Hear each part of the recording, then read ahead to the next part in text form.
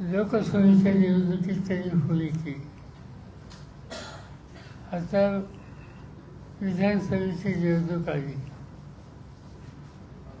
ठिकठिकाणी प्रांताध्यक्ष फिरत आहेत, अन्य सहकारी फिरत आहेत, जनमताचा अंदाजही घेत आहेत.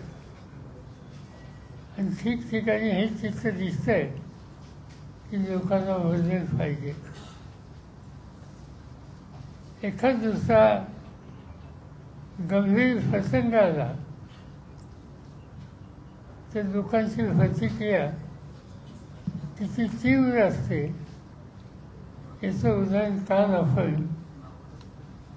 ठाणे जिल्ह्यामध्ये बदलापूरला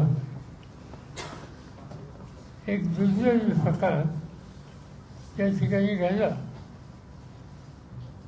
आणि त्याची प्रतिक्रिया